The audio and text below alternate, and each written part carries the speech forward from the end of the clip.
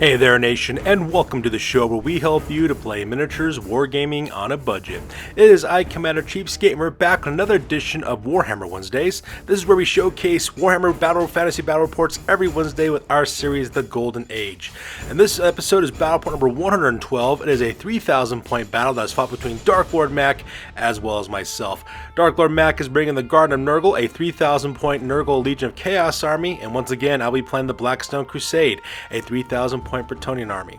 So in case if you're unaware, what we've been doing recently with our Golden Age series is that I've been taking our studio's Bretonnian army, our newly completed 3,000 point Bretonnian army, and what I've been doing is taking it through its paces. So every single time we introduce a new army on this channel, what we do is we take this army and have it compete against every single army that's in our studio to see exactly how it stacks up. And currently right now, the Blackstone Crusade right now is currently at 7 victories as well as 4 losses, and we're going to see exactly how they perform against a Nurgle Legion of Chaos army.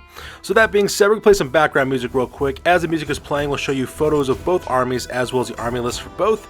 At the same time, if you want to see exactly what we're bringing for this one, you can take down a look at it in the description. You can find the army rosters there as well. So that being said, let's get this battle report on a roll. Crom, I've never prayed you before. I have no tongue for it. No one, not even you, will remember if we were good men or bad, why we fought, or why we died. No. All that matters is that two stood against many. That's what's important. Balor pleases you, Crom. So grant me one request. Grant me revenge. And if you do not listen, then to hell with you. Ladies and gentlemen, boys and girls, dying times here. Alright, the scenario rules for this one is Battle Line. It is the most typical game of Warhammer Fantasy that we play on this channel. We have standard deployment as well as standard victory conditions. So with the scenario rules over, let's go and talk about the battle plan real quick. Alright, so here's an overhead shot of the entirety of the battlefield. As you can see, we're playing on a 4x6 table. I'm deployed on the near side of the table, while Dark Lord Mac is deployed on the far side of the table as well. And for my battle plan on this one, I'm playing Bretonnians, so my tactics for me is not all that complicated. My goal is to get my knight units directly in close combat. Hopefully I can destroy him and chase him off at the same time.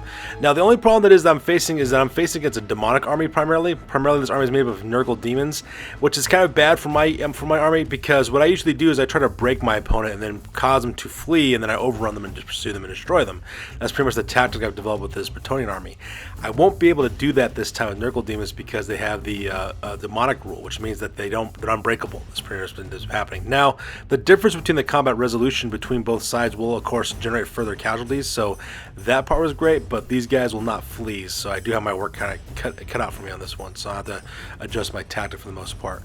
The only thing I'm really afraid of in this army, really, to be honest, is that huge unit of Nurgle, Plague Bearers of Nurgle, because that unit is like a giant tar pit. So my plan is just to hit him with everything that I have, basically. I'm going to try to send in my 2 main killers, my unit of Grail Knights as well as my unit of Knights of the Realm, hopefully smash into him that way and cause all kinds of problems. I'm going to try to secure my flanks at the same time by using my Silver Squires as well as my 2 units of Questing Knights on the left-hand side to protect them from the plague drones that are on the flanks there as well.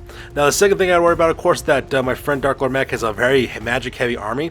His Demon Prince is a level 4 lore of Death Wizard, and his Nurgle, he's got the special character Festus the Leech Lord, who's a level 3 lore of Nurgle Wizard as well, and he's also got that Shroudlings ability, so I do have my work cut out for me in the magic phase, so this one's going to be probably pretty magic heavy as well. And that's pretty much my battle plan for this one. So with the battle plan over, let's go and talk about deployment real quick. Alright, so let's talk about the deployment for the Blackstone Crusade. So starting on the left-hand side, vanguarding up 12 inches are the Chasseurs a l'Arve. Is 5 yeomen. They have crossbow, spears, light armor, as well as shields.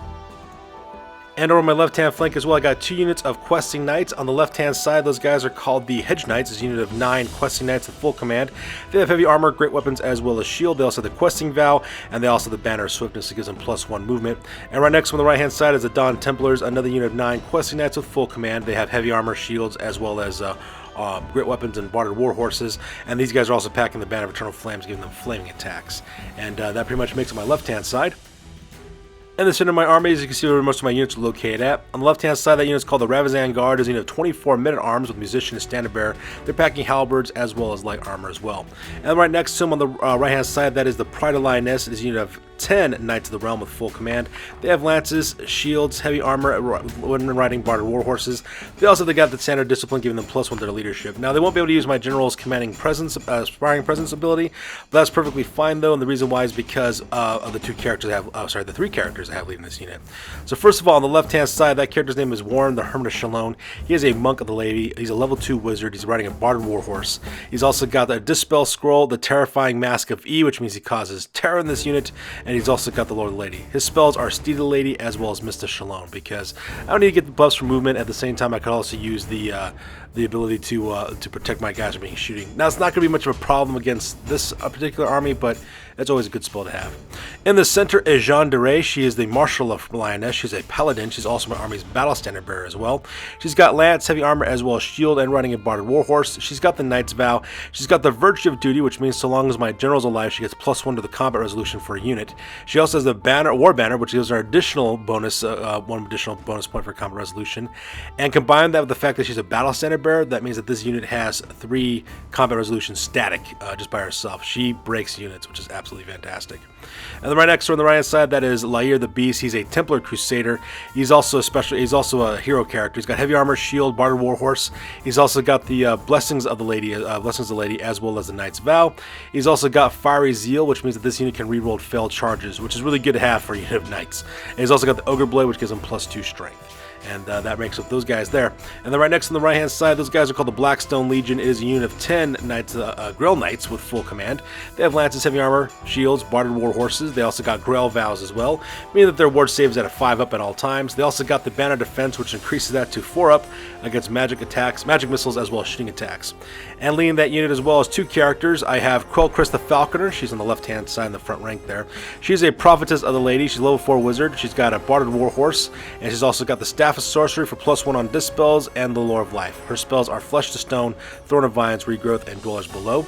And then also leading that unit is Remy de Apion, the Duchess of Lioness. She is my general. She's a Bretonnian lord. She's got heavy armor, shield, riding a barded warhorse. She's got the Virtue of Heroism, which means she has a heroic killing blow. And I also gave her the Sword of Strife, giving her +2 attacks to increase the chance of getting those killing blows. And she's also got Serene's Lock, which means she can't take more than 1 wound in any single phase, but she's still affected by killing blow. And then lastly, on the right-hand side is the Silver Squires.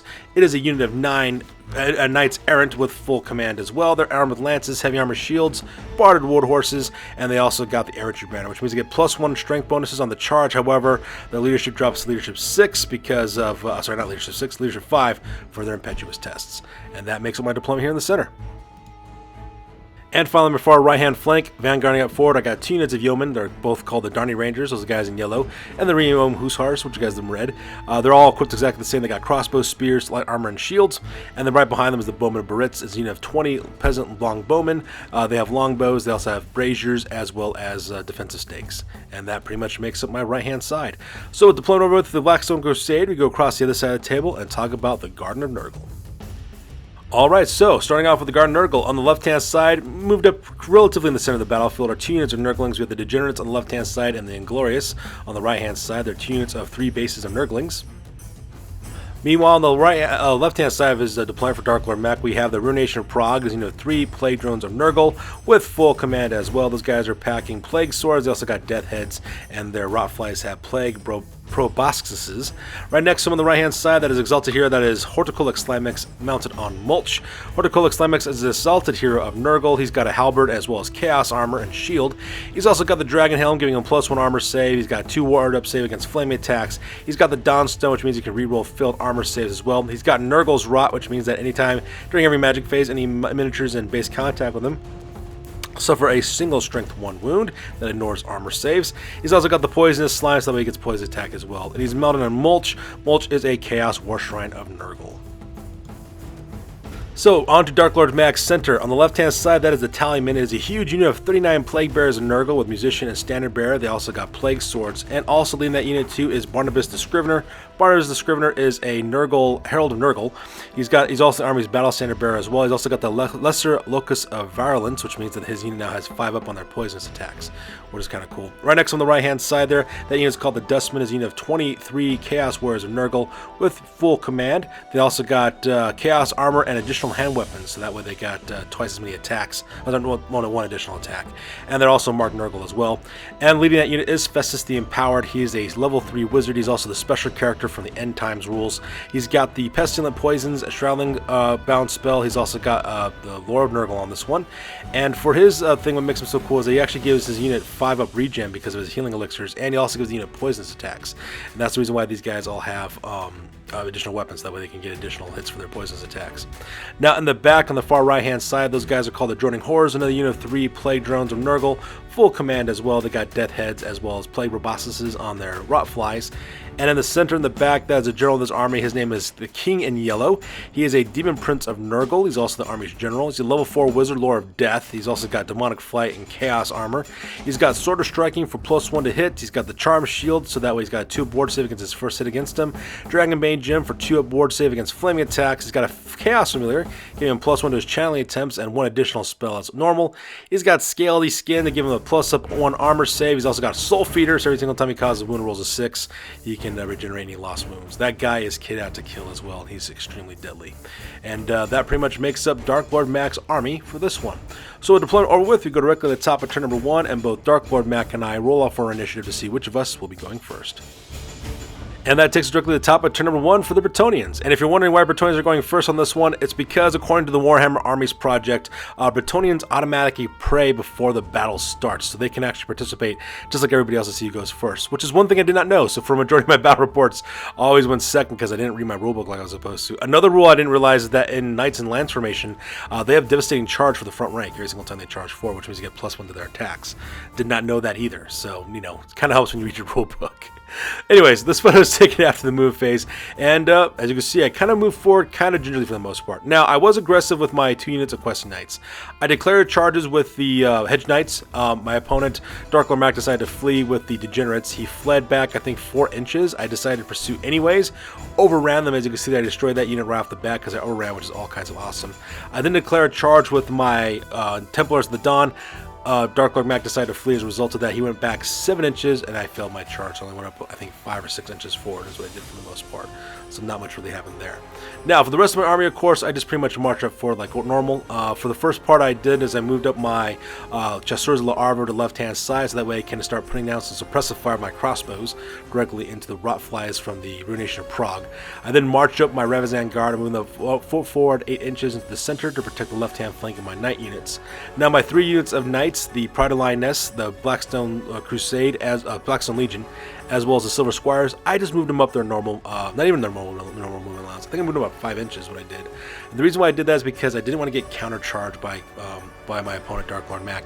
He's playing a Chaos Legion army, so they have to get in close combat too to do some damage. So I don't want to be countercharged, because being cavalry, you always want to do the charging, and you don't want to be charged because you lose your strength bonuses if you get charged. Meanwhile, I keep my 2 units, the Realm Hussars as well as the Darning Rangers, keep them exactly where they're located at because they're in a good position to open fire with their crossbows. And of course, the Bowmen and Brits, they don't move because they have defensive stakes. And that pretty much makes up my movement phase for this one. So here's a close to my left-hand flank. As you can see, the Chasseurs de l'Arbre are moving up forward to do some shooting. At the same time, you can see that wonderful charge that my Hedge Knights launched against the Degenerates. Managed to kill those guys in the overrun, which is all kinds of awesome.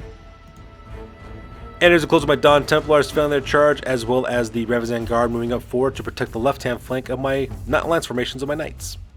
And here's an awe-inspiring close-up of my 3 units of Knight Lances with my Pride of Lioness, the Blackstone Crusade, as well as the Silver Squires, and it just looks really cool. All that color looks absolutely fantastic. And here's a close-up of my Darning Rangers, the Realm Hussars standing their ground, as well as the Bowmen and Brits. So with the movement phase over with, we go directly to the magic phase. During the magic phase, I really didn't get much off that I really wanted to. I originally wanted to get off my spell for Throne of Vines, but of course Dark Lord Mac pretty much put a lot of dispel dice in that one to stop me from casting that.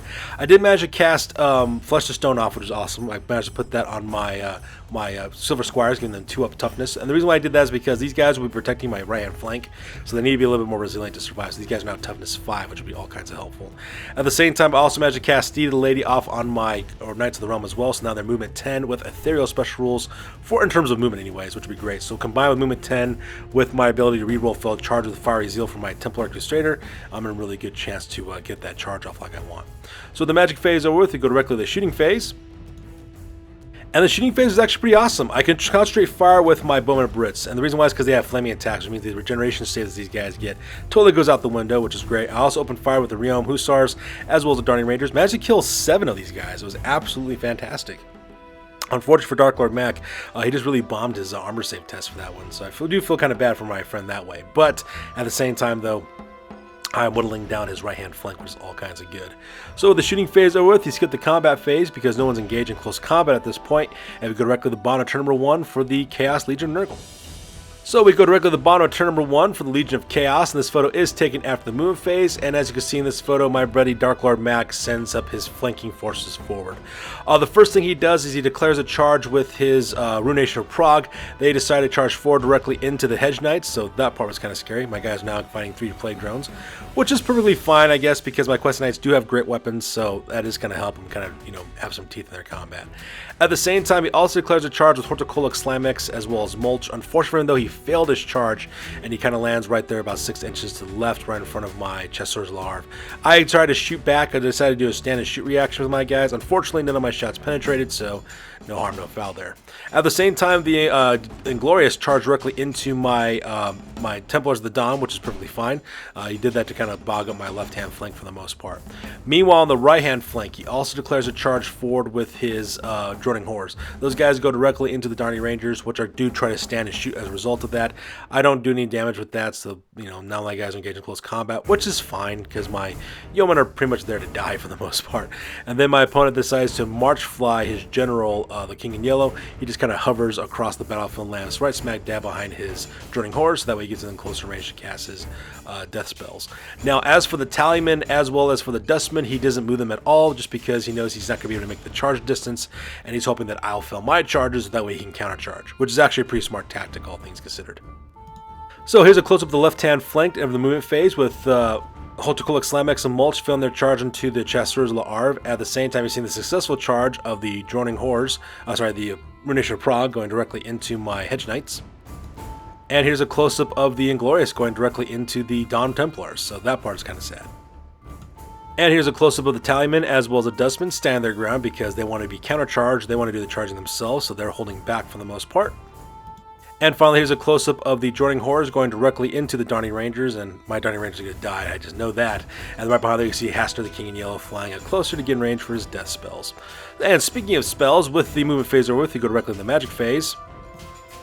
And during the magic phase, my buddy Dark Lord Mac decides to throw 5 dice for the boosted version of Purple Sun of Xerius, and as you can see in this photo, he gets it off and it lands directly on my right-hand flank. He puts it right smack dab in the center of the right-hand side of my Bowmen of Brits, and it's going to be traveling 12 inches to the left, going through my battle lines. Now, there is some good news and bad news about this. The bad news is that he got that spell off, and it's going to go down the entirety length of my battle line if he's lucky. The good news is that he's only going 12 inches. So yes, my Bowmen of Brits are going to catch it, but luckily for me, though, it's going to stop just short of getting to my Knight units. So I got extremely lucky on that one, so that part was awesome.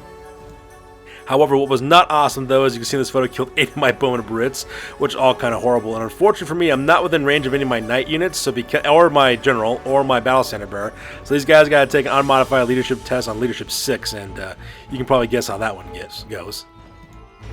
My Bowmen of Brits fail the leadership test. They break. They go back something like, I think, 8 or 9 inches for the most part, and they're running directly to the back of the table. And I really can't blame them. I mean, the Purple Sun is no joke whatsoever. You can see that the Purple Sun is right there on the middle of the forest. Just miss my Silver Squires by an inch.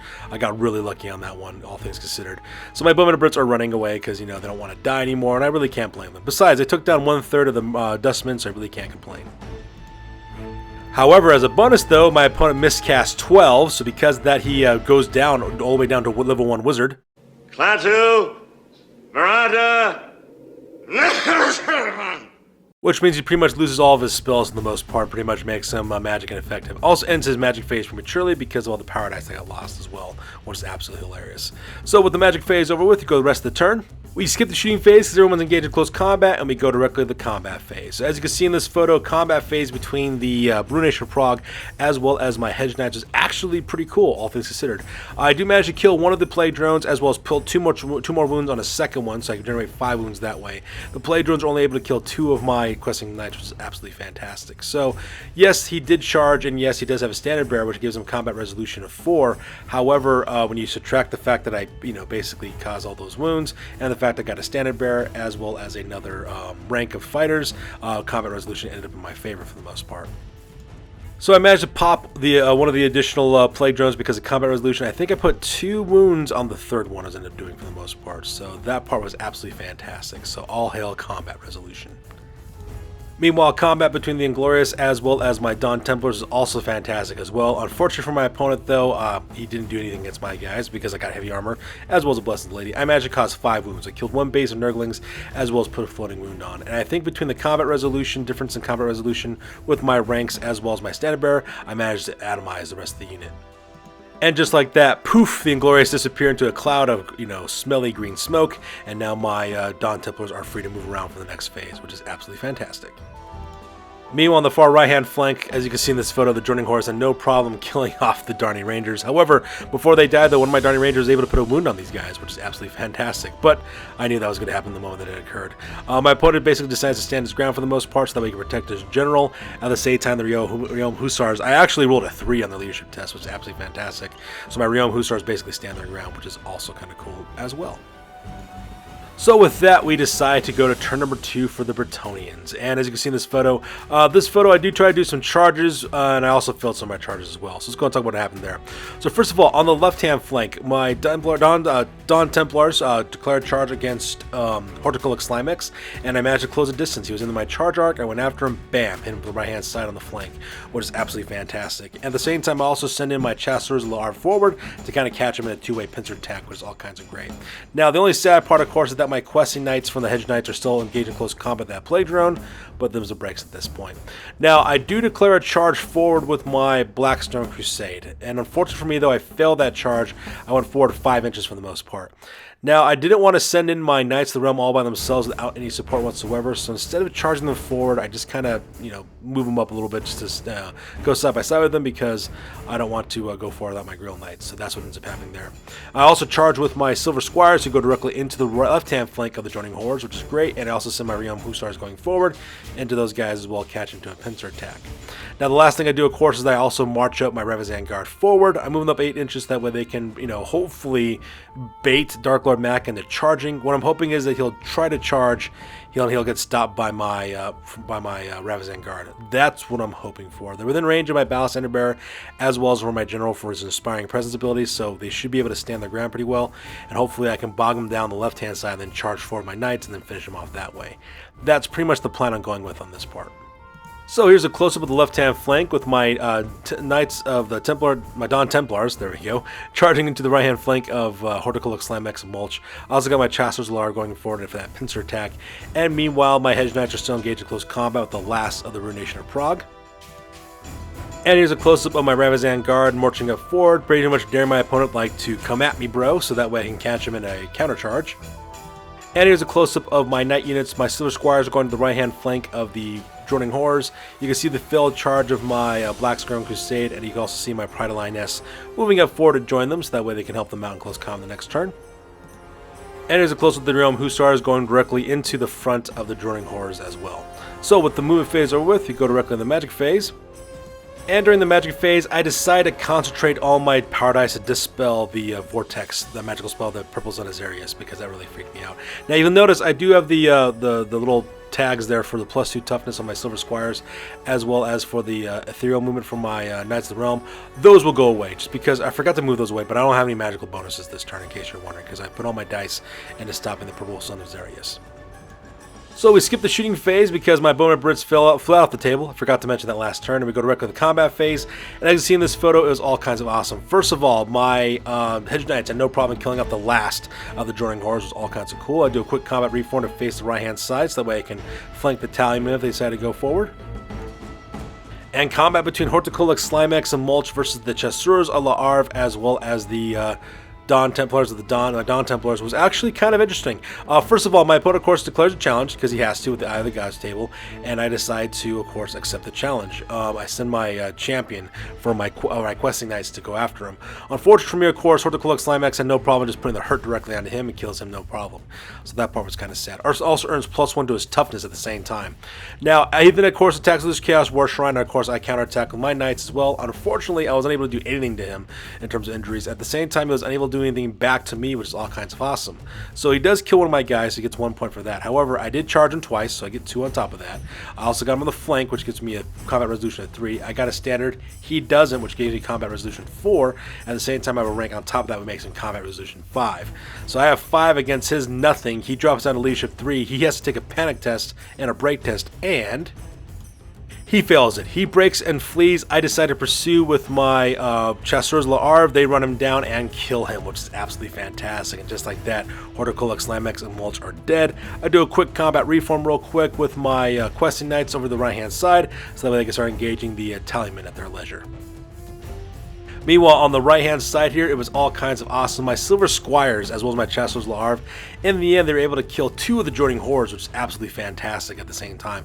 And my opponent was able to do anything back to me, which is actually kind of sad for him. He just pretty much flubbed his rolls for the most part. So because that, what ended up happening is I caused 8 wounds by killing those 2 plague drones as well.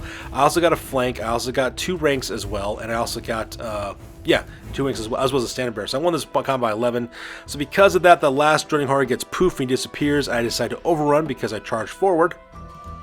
And as you can see in this photo, I overrun and catch the Demon Prince, the Hester, the King Yellow. Managed to catch him in a pincer attack as well, being flanked to the left-hand side by Silver Squires as well as my Yeoman in the front. Now, I have no illusions. My guys are going to die eventually. These guys just don't have the staying power or the offensive capability to take on a Demon Prince by themselves. However, what it does do is it bogs them down for a turn or two, which is going to be really, really helpful. Allows the rest of my army to cause all kinds of problems later on. So that's the good news about that part. So with the combat phase over with, we go directly to the bottom of the turn for the Chaos Legion. So that takes us directly to the bottom of turn number 2 for the Legion of Chaos, and Dark Lord Mac decides to take the offense on this one. The first thing he does, he declares a charge with the Dustman. And so the Dustman actually make a long-range charge. He rolls boxcars for his charge. He actually goes crashing directly into the Blackstone Legion as well as into my Pride Lioness, which is actually kind of crazy. He's kind of bogging me down with that, which is actually a really smart move on his part. At the same time, he then decides to charge forward with the Tallyman to catch my Ravizan Guard, and he also goes on the offense there. Everything else is pretty much dead, or like his Demon Prince is currently engaged in close combat, and that pretty much makes up the combat phase, movement phase on this one. So here's a close-up of the Ravizan Guard being charged by the Tallyman, and between you and me, I know my Ravizan Guard do not stand a chance. However, that's fine though. I'm just using them to kind of, tar pit this unit for a little bit for a turn or two. And here's a close-up of the Dustman charging directly into my 2 units of the Blackstone Legion as well as my Pride of Lioness. I'm really excited to see exactly how that combat will go. And finally, there's a close-up of Hester the King in Yellow engaged in close combat with my Silver Squires as well as the Realm Hussars. So with the movement phase over with, we go directly to the magic phase. And unfortunately, during the magic phase, Dark Lord Mac rolls his Power Dice, he rolls Snake Eyes. So just like that, his magic phase is pretty much over, which is really sad for him because he definitely could have used those buffs. So with the magic phase over with, you skip the shooting phase because nothing can shoot in Dark Lord Mac's army, well, currently right now, and we go directly to the combat phase. And during the combat phase, by the sheer blessing of the lady, I was able to put 2 wounds onto Hester the King in Yellow, which is absolutely fantastic. At the same time, though, he does manage to kill one of my knights from the Silver Squires. Luckily for me, though, most of my wounds that he inflicted on me was saved by both my armor save as well as the blessing of the lady, so that really helped as well. However, his stomp attacks, though, had no problems, killing off 3 members of the Realm Hussars. Luckily for me, though, I do pass my panic check, my break check, because of the leadership of the Knights Aaron right next to him. Just barely. I rolled a perfect 7, so because of my guys stay there, so we're engaged another round of close combat. But like I said, I have no illusions about actually winning this combat. I'm just trying to bog him down for a turn. Meanwhile, close combat here in the center was absolutely fantastic. My opponent decides to declare a challenge with Festus the Leech Lord because he has to because of Eye of the Gods spell, Eye of the Gods rule, and I accept the challenge of Remedy Apion. And luckily for me, Remedy Apion, she has 6 attacks. Of those 6 attacks, 4 hit. Of the 4 that actually wounded, one of them was a 6. So because of that, my opponent has to take a regen save. He fails his regen save. He rolls a, I think he rolls a 2, I think is what he rolls.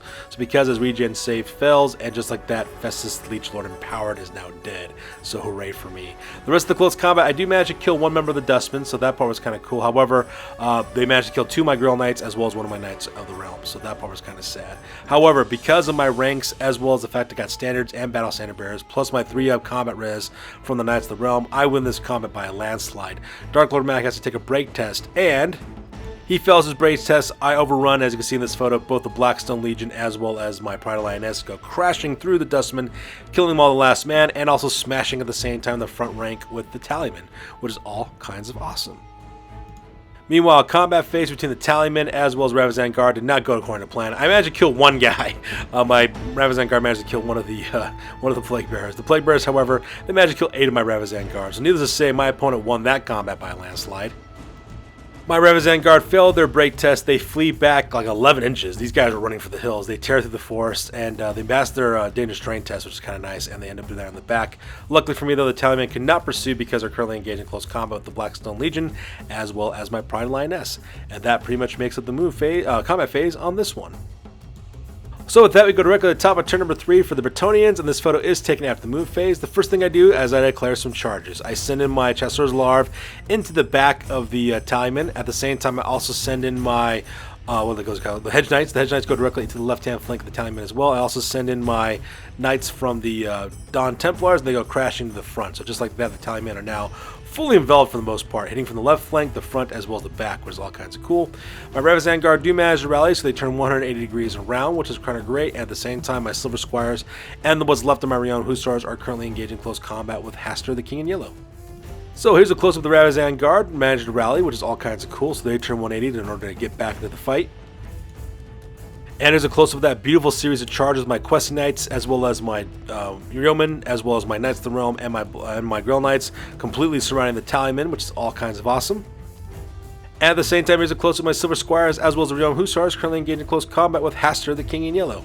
So that being said, we skipped the shooting phase, and I decided to skip the magic phase. I just didn't want to risk getting a miscast, especially since I was pretty sure I can achieve victory against the Tallyman, so I decided to skip my magic phase, just because I didn't want to risk getting a miscast. So because of that, we go directly to the combat phase.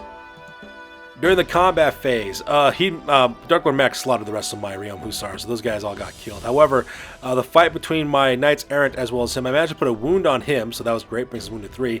At the same time, he managed to kill, I think, 2 more of my Knights of the Realm. I'm sorry, my Knights Errant. So just like that, my guys are still there. He won combat, but luckily for me, though, I was within range of my General as well as my Battle Standard Bearer. I don't break, and I managed to bog down the Hastur, the King in Yellow for another turn. Meanwhile, the combat phase over here in the center of the battlefield was an absolute slaughter. I managed to kill my opponent, first of all, declared a challenge with his character, Barnabas the Scrivener, and of course I decided to answer the call with Remedy Apion.